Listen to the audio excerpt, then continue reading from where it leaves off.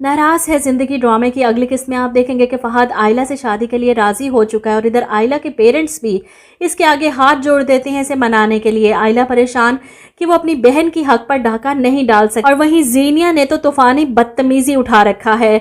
यहाँ अपने घर वालों से लड़ती है और वहाँ फहद पर जाकर चीखती चिल्लाती है और कुछ समझ नहीं आता तो इसे इसके भाई का कातिल डिक्लेयर कर देती है। फहद जो इस वक्त इतनी टफ सिचुएशन से गुजर रहा था, अलीना की खातिर इसे अपनी मोहब्बत की कुर्बानी देनी पड़ रही है, लेकिन इसे लालची का खिताब दिया जा रहा है।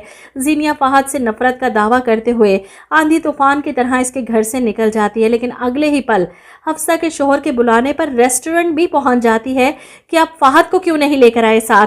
आपने कहा था कि फहद और मेरा पैचअप करवाएंगे। समझ से बाहर है इस लड़की की एक्टिंग, खुद भी कंफ्यूज है, देखने वालों को भी पागल बना रही है। जब फहद से रिश्ते ख़त्म करके आ चुकी है तो फिर रेस्टोरेंट जाने का मकसद। वहीं हफ्सा का शोहर पूरी कोशिश कर रहा है कि फहद और इसकी गलतफहमियां दूर कर दे ताकि साद की सारी जायदाद फहद के हाथ में ना आए। वो ज़ीनिया को मशवरा देता है इस सब कुछ सिर्फ पैसों की वजह से हो रहा है, अगर आयला और अलीना का हिस्सा वापस कर दिया जाए तो शायद ये लोग कभी भी आयला और फहद की शादी के बारे में ना सोचें।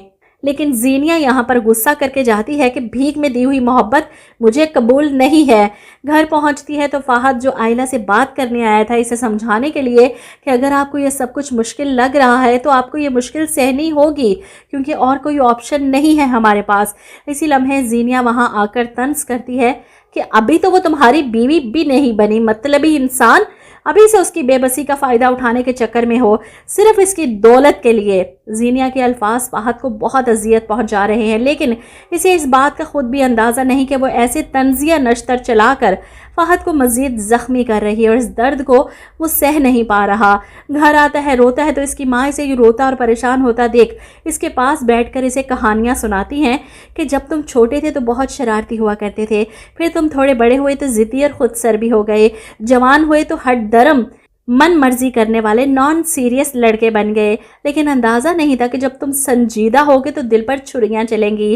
वो अपने बेटे को इस हाल में पहुंचाने वाली खुद ही हैं, लालची माँ है। साथ की जायदाद, इसकी मेहनत की कमाई क्यों किसी और के हाथ में जाए, इस बात पर अपने बेटे की मोहब्बत और खुशियों की कुर्बानी मांग रही हैं। तो फिर असल खुदगर्ज कौन हुआ?